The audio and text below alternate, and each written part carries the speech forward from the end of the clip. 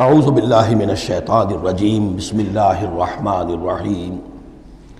یہ بات میں آپ کو بتا چکا ہوں کہ سورہ مزمل کے بعد سے مسلسل آپ کو آخر تک یہ نمایاں طور پر صورتیں جو ہیں جوڑوں کی شکل میں ملیں گی۔ منفرد مزاج کی کوئی صورت اب نہیں ہے یا تین تین کے کوئی علیحدہ سے گروپ۔ البتہ یہ ضرور ہے کہ دو دو جوڑے مل کر بسا اوقات چار صورتوں کا ایک کانسٹیلیشن، ایک خاص جو ہے ترکیب وجود میں آتی ہے۔ وہ میں جیسا جیسا ہوگا آپ کو بتاتا جاؤں گا۔ سورۃ المرسلات یہ جو 29ویں پارے کی آخری صورت ہے، اور سورہ عما یتساءلون جو 30ویں پارے کی پہلی صورت ہے، یہ آپس میں جوڑے کی شکل میں ہے۔ اس کی 50 آیتیں ہیں، اس کی 40 آیتیں ہیں۔ اس کی 50 میں سے 40 آیتیں پہلے رکوع میں ہیں، 10 دوسرے رکوع میں ہیں۔ اس کی 40 میں سے 30 پہلے رکوع میں ہیں، 10 دوسرے رکوع میں ہیں۔ تو یہ ترتیب وغیرہ بہت اس کے اندر ملازمت ہے۔ دونوں کا مضمون کھلم کھلا قیامت، اور یہ پورا گروپ جو چلا آ رہا ہے یہ تو سورہ قاف سے لے کر اور آخر تک جو مکی صورتیں آئیں گی، انذار قیامت ان سب کا موضوع ہے۔ یہ تیسری صورت ہے کہ جو اس سٹائل سے شروع ہو رہی ہے، والصافات صفا فالزاجرات زجرا فالملقیات ذکرا۔ یہ سورہ صافات 23ویں پارے میں آئی تھی، پھر سورہ زاریات آئی، وہ بھی اسی انداز میں۔ اب یہ تیسری صورت ہے والمرسلات۔ سورہ صافات کی قسموں کے بارے میں بالکل یقین کے ساتھ معلوم ہے کہ وہاں مراد فرشتے ہیں۔ سورہ زاریات کے بارے میں اجماع ہے کہ وہاں ہوائیں مراد ہیں۔ یہ صورت اس اعتبار سے مشکل ہے کہ اس کی ابتدائی قسموں کے بارے میں مختلف آراء ہیں، ہوائیں بھی اور فرشتے بھی۔ والمرسلات عرفا، پہلی تین کے بارے میں تو یوں سمجھیے کہ سمجھا جاتا ہے کہ یقیناً یہ ہواؤں کا معاملہ ہے۔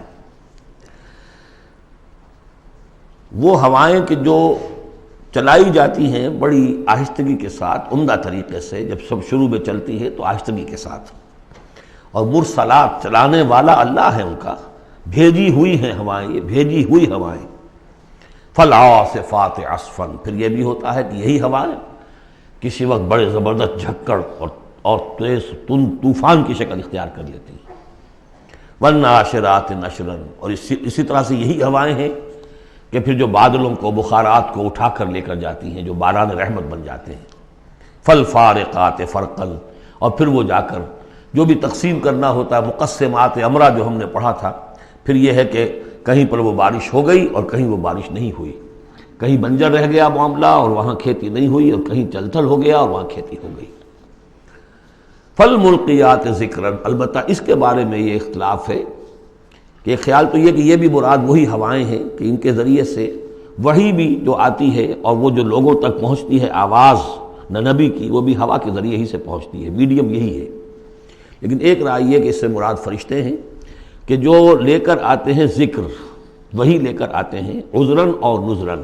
اور یہ جو ذکر لاتے ہیں فرشتے، یا تو یہ کہ الزام اتارنے کے لیے، جو ہم پڑھ چکے ہیں سورہ نساء میں کہ ہم نے رسولوں کو کیوں بھیجا، لِأَلَّا يَكُونَ لِلنَّاسِ عَلَى اللَّهِ حُجَّةٌ بَعْدَ الرُّسُلِ، لوگوں کے پاس کوئی الزام نہ رہ جائے اللہ تعالیٰ کے ہاں پیش کرنے کے لیے، کوئی عذر باقی نہ رہ جائے کہ اللہ ہمیں خبردار تو کیا نہیں گئے، ہمارے پاس کوئی نبی تو آیا ہی نہیں۔ تو عذراً اللہ تعالیٰ کی طرف سے گویا کہ اتمام حجت ہے، اور نذراً خبردار کرنے کے لیے تاکہ وہ جو بھی جاگنا چاہے جاگ لے۔ ان ساری قسموں پر جو اب مقسم علیہ ہے، جس چیز پر قسم کھائی گئی، انما توعدون لواقع، جس چیز کا تم سے وعدہ کیا جا رہا ہے وہ واقع ہو کر رہے گی۔ یہی سورہ زاریات میں تھی، لیکن سورہ صافات اس گروپ سے متعلق تھی کہ جو توحید جس کا مرکزی مضمون ہے، تو مقسم علیہ تھا ان الہکم لواحد۔ تو یہ فرق ہے۔ صدق اللہ العظیم۔